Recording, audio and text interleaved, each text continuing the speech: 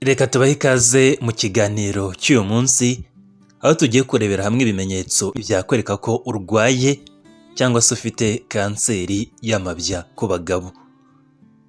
Ni kanseri ahanini usanga ifata umubare munini w'abagabo ndetse bagatinda kuyimenya, ugasanga yabyaye kanseri cyangwa se yimukiye mu bindi bice by'umubiri.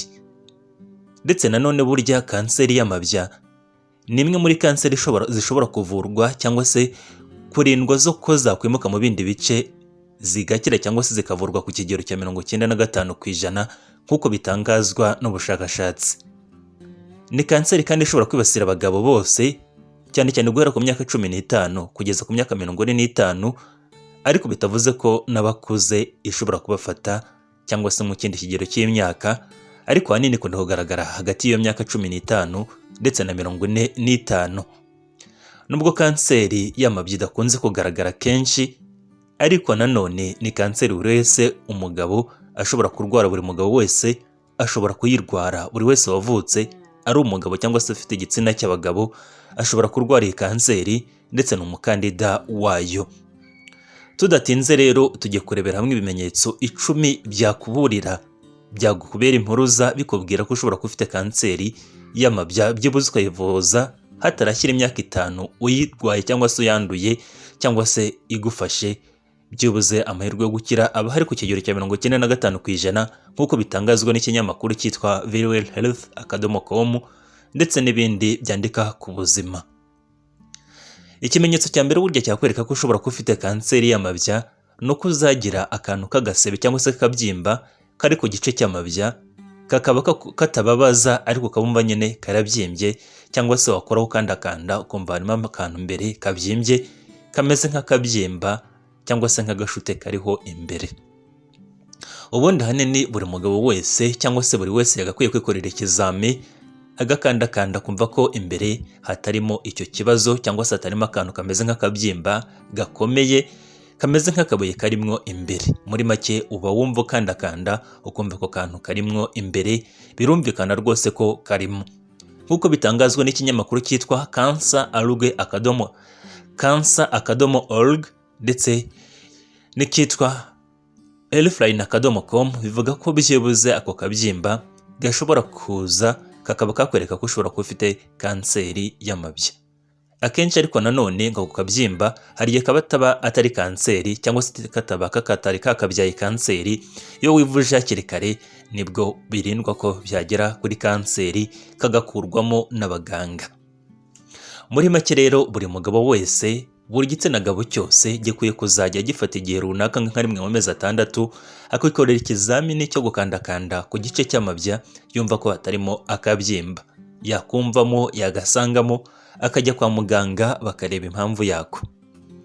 Ikimenyetso cya kabiri cyakwereka ko ushobora kuba ufite kanseri y'amabya no kuzumva hakuremereye cyangwa se muri icyo gice haremereye kubura cyangwa se hakubabaza, wakoraho ukumva harimo kukubabaza cyangwa se haremereye.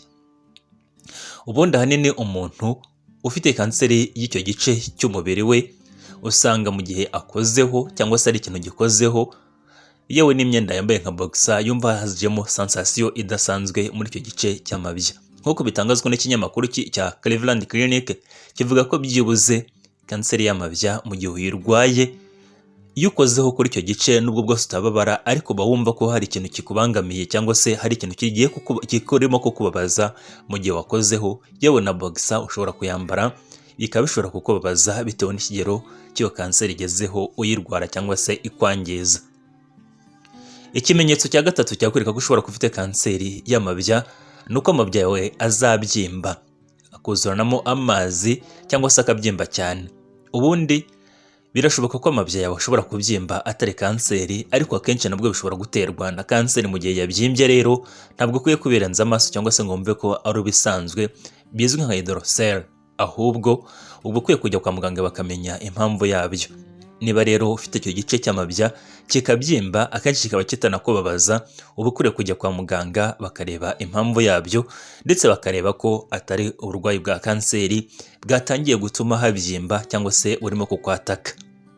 Hari n'igihe amabya abyimba ari uburwayi bwitwa hydrocele, twigeze no kubukoraho ikiganiro kirambuye cy'ibimenyetso byabyo cyangwa se ikibitera. Hydrocele hano igice cy'amabya kiba kirimo amazi ariko atari kanseri, cyane cyane gakunda kwibasira abagabo barengeje imyaka 45 gusubiza hejuru, yewe cyane cyane bakuze.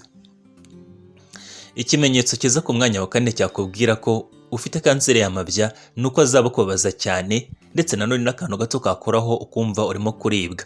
Ushobora no kuribwa mu kiziba cy'inda, ukaribwa ku mabya, ukaribwa nanone no muri groin. Kino gihe rero biba bivuze ko wagize igihe kanseri kakwataka cyangwa se kagufata bigatangira kubabaza, ariko bikaba bigeze ku rwego rwo kuba rwakubabaza cyangwa se wumva ububabare bukomeye bitewe no kuba kanseri imaze kukwataka cyangwa se kwangiza icyo gice cy'amabya. Uba wumva rubabare budakuramo kandi budasanzwe, wumva ari nyine rubabare bukaze bukomeye. Ikimenyetso cya 5 cyakwereka ko ushobora kuba ufite kanseri y'amabya nuko amabya yawe azahinduka mu ngano, aho ubone asa n'abyimbye, shape yayo ubone uburyo ingano yayo cyangwa se imiterere yayo yagiye ihendagurika cyane, nanone nuyakoraho wumve arakomeye cyangwa se wumve yagiye ashonga, yagiye ananuka cyane uburyo anganaga mbere, ahubwo usanga yagiye ananuka cyane yabaye mato. Ibi rwose hari abantu bibonaho bino bimenyetso, ndetse nanone burya n'ibimenyetso udakwiye kurenza amaso. Hari igihe rwose amabya shrinkinga akananuka cyangwa se akaba atrophiye. Kino gihe rero nabwo birashoboka kuba ari kanseri y'amabya ufite, ntabwo buri gihe cyose abyimba. Ikimenyetso cya 6 cyakwereka ko ufite kanseri y'amabya nuko uzabyimba amabere, n'uburwayi bwitwa gynecomastia cyangwa se gynecomastia ku bagabo. Burya igice cy'amabya ndetse n'amabere y'umugabo, nyine utu tubere duto tuba dufite nk'abagabo, burya hari igihe tubyimba bitewe no kuba ufite kanseri y'amabya. Ubundi hari ikibyimba ushobora kurwara kigatuma umubiri wasohokamo cyangwa se hakorwa umusemburo witwa human chorionic gonadotrophin cyangwa se HCG, ukaba ari umusemburo wa kigore uza nyine mu gihe nk'umugore atwite, cyangwa se ukabaza nanone umusemburo ujya gusa n'uwitwa estrogen. Estrogen umusemburo nawo wa kigore utuma amabere ashobora kubyimba cyangwa se kuba tenda, gushobora kubyimba kuba tenda. Nanone ibyo bikaba bishobora no kugaragara ku bagabo bafite kanseri y'amabya.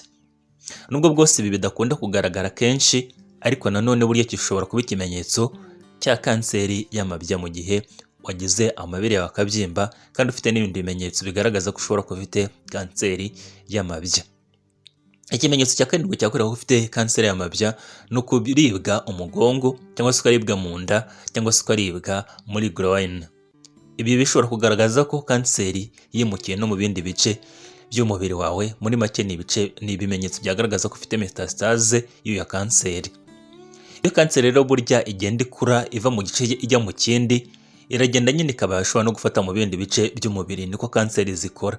Ifata igice bwa mbere itangiriraho ikagenda yimukira no mu bindi bice by'umubiri, cyane cyane nka kanseri y'amabya ishobora kwimukira mu mugongo wo hasi, ishobora kwimukira mu nda cyangwa se mu nyama zo mu nda no mu bindi bice by'umubiri. Iyo rero byatangiye kukubabaza, burya birashoboka ko ari kanseri y'amabya yimukiye mu bindi bice by'umubiri. Ubundi hano ushobora no kuyarwara cyangwa se kuyirwara ntubyiteho cyangwa se ukabyita ko ari uburwayi busanzwe, ukajya no kwa muganga hasanzwe bakakuvura uburwayi busanzwe, bakagira ngo ni uburwayi busanzwe atari kanseri, bikazageraho yimukira mu bindi bice by'umubiri, ari nabwo utangira kuribwa ibindi bice by'umubiri nko mu nda cyangwa se umugongo wo hasi. Ikimenyetso kiza ku mwanya wa 8 gishobora kukwereka ko ufite kanseri y'amabya nanone ni ukugira ibimenyetso bifata mu nzira z'ubuhumekero nko guhumeka nabi, kugira inkorora idakuramo, kuribwa mu gatuza, gukorera igikorwa kikazamo amaraso ndetse n'ibindi. Mu gihe kanseri irimo gukwirakwira mu bindi bice by'umubiri, twavuze ko yimuka ikora ibyitwa metastasis, ishobora no kugera mu bihaha. Hano rero utangira kugaragaza ibimenyetso byo gukorora, kuribwa mu gatuza, gukorora ukazana amaraso ndetse no kuba ushobora kubura umwuka. Ibyo ni ibimenyetso bigaragaza ko kanseri y'amabya yimukiye no mu bindi bice by'umubiri. Ikimenyetso cya 9 gishobora kugaragaza ko ufite kanseri y'amabya nuko burya ushobora kubyimba amaguru cyangwa se ukagira uburwayi buzwi nka deep vein thrombosis cyangwa se DVT.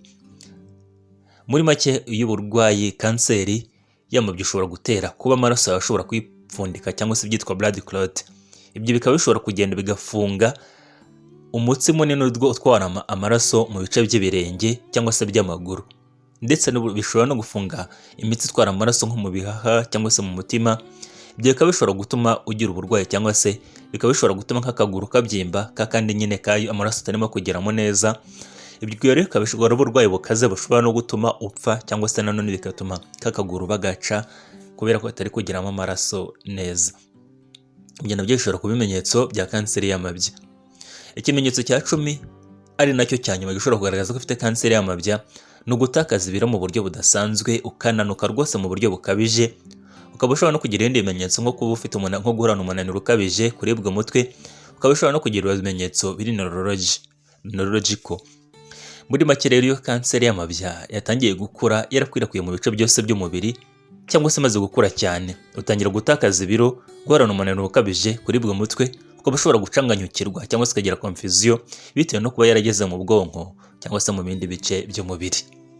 Ariko iki ni ikimenyetso na kanseri nyinshi zishobora guhuriraho nka kanseri yo mu gifu, kanseri y'amara, kanseri y'ibihaha ndetse n'izindi kanseri burya nyinshi zikunda kugira icyo kimenyetso cyo kunanuka cyangwa se gutakaza ibiro mu buryo budasanzwe. Muri make rero burya kanseri y'amabya ni kanseri buri mugabo wese ashobora kurwara, ashobora guhura nayo, kandi ni kanseri zikunda gufata abagabo bari hagati y'imyaka 15 na 45. Ariko bikaba akarusho ku muntu urengeje imyaka 40 we burya izi kanseri bakunda kuzirwara cyane. Hari ikintu rero wakora mu gihe ukeka ko ushobora kuba ufite kanseri y'amabya kugira ngo umenye neza niba uyirwaye. Ubundi ushobora kwikorera self exam cyangwa se kuyisuzuma wowe ubwawe, aho ufata intoki zawe ukagenda ukanda testicule zawe ukumva ko harimo akabyimba cyangwa se harimo ikintu kidasanzwe kimeze nk'akabuye karimwo imbere. Nucyumvamo uzajya kwa muganga barebe impamvu yabyo, bishobora kuba ari kanseri ufitemo. Ubundi ufata intoki zawe ukazinyuza hasi, ugafata ikindi kiganza ukagenda ukandakanda icyo gice cyawumva nyine ko harimo akabyimba. Mu gihe rero hari ibimenyetso bikurikira ubonye, ni byiza ko wajya kwa muganga. Mu gihe wisuzumye nka gutyo ukumva harimo akabyimba, ujya kwa muganga. Mu gihe igice cy'amabya kikurya mu buryo budasanzwe, jya kwa muganga. No mu gihe ushobora kumvamo akabyimba niba utababara, nabwo burya uzajya kwa muganga barebe impamvu yabyo. Muri make kanseri y'amabya iyo yagaragaye hakiri kare ni zimwe muri kanseri zivurwa zigakira neza. Ariko mu gihe nanone itagaragaye hakiri kare, haba hari amahirwe menshi ko ishobora kugutera n'izindi kanseri aho yimukira mu bindi bice by'umubiri, ikaba ishobora kuzaguhitana rwose cyangwa se kuyivura bikagorana. Muri make kanseri y'amabya nk'umugabo wahuye nayo cyangwa se ugize amahirwe ukabimenya hatararenze imyaka 5 uyifite, burya amahirwe yo kuba yakira aba ari hejuru cyane ugereranyije n'izindi kanseri. Muri make ku bagabo burya bakunda kwibasirwa na kanseri y'amabya, kanseri ya prostate. Izo ni kanseri z'umwihariko ku bagabo gusa ugereranyije n'abagore. Ariko burya nk'abagore kanseri y'amabere barayirwara, ariko n'abagabo burya barayirwara kanseri y'amabere. Ariko izo ngizo zo ni kanseri ziharira gusa ku bagabo kubera ko ari byo bice abagabo bagira ugereranyije n'abagore nyine bo ntibabigire. Ufite igitekerezo cyangwa se inyunganizi ku bimenyetso bya kanseri y'amabya, wabyandika muri comment. Tuzagenda dukora n'ibiganiro bindi ku makanseri ndetse n'ibimenyetso bindi byakwereka ko ufite kanseri abantu benshi bahuriraho. Wakora subscribe niba ari bwo bwa mbere ugeze kuri iyi channel.